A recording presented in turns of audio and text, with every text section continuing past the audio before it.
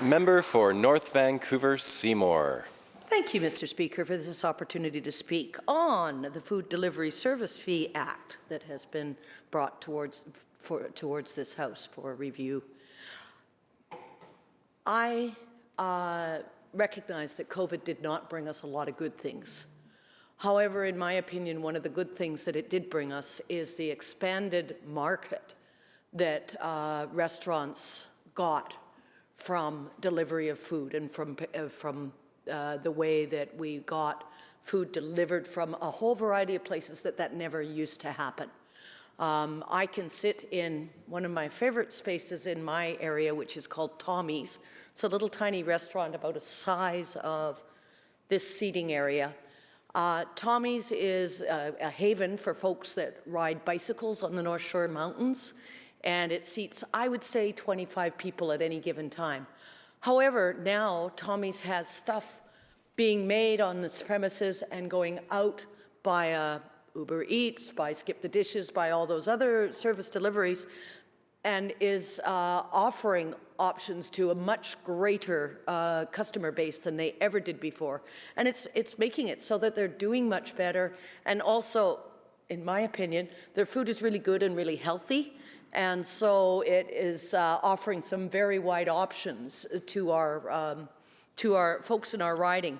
And with this cap in place, what it does is it allows places like Tommy's to know what it's going to cost them to have food delivered, and for them to be able to plan that into their budgeting and which other things are not able to be planned in so much anymore.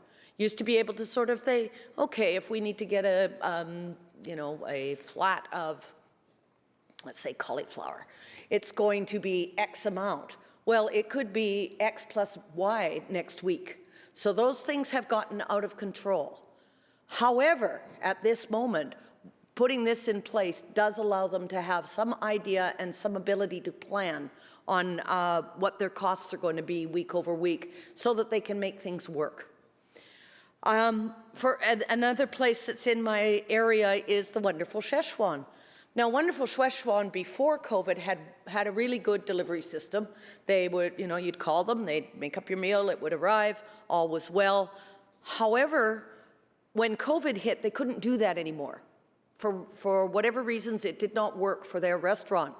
And so they actually tried working with delivery drivers, delivery systems, and it did not work for them. It just about broke them. They were very close to closing, so they just stopped. They just stopped having any delivery at all. We would go in and pick up from them, and they have managed to kind of scrape through. They are now back on. Once we brought in the delivery driver cap last year, they slowly, surely resumed it and are doing that again, and it's working out very well for them again, because once again, it allows them an expanded customer base. I perceive that everybody who has a small business in the restaurant industry, and any small business, quite frankly, is there to not only survive, but to thrive. And in order for that to happen, everybody in the chain that they are working in financially has to be able to make some kind of income that isn't enough.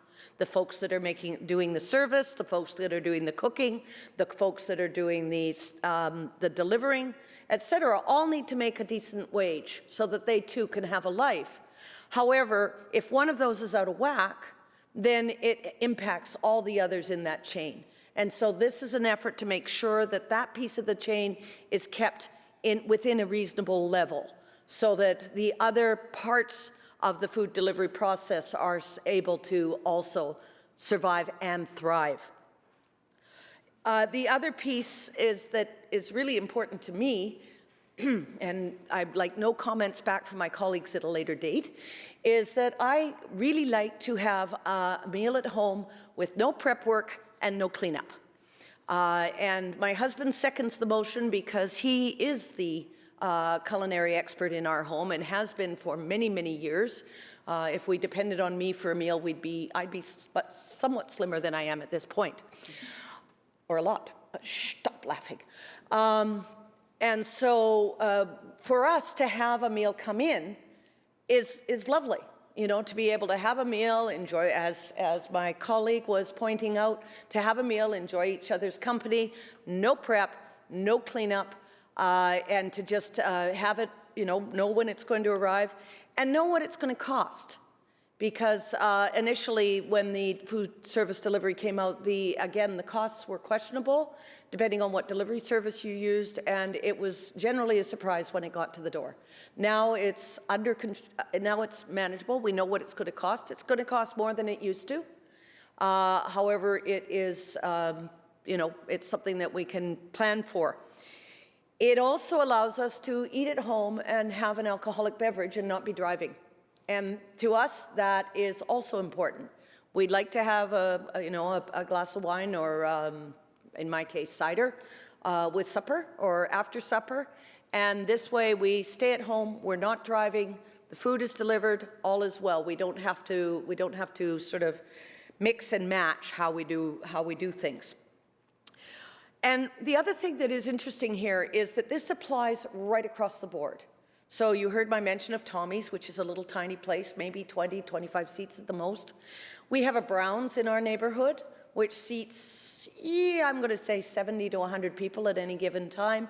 And they too are doing food delivery, and they are subject to the same cap as everybody else. So it goes right across the board, from the little tiny places to the great big places, to the commercial places such as Kentucky Fried Chicken, which also delivers using a delivery system.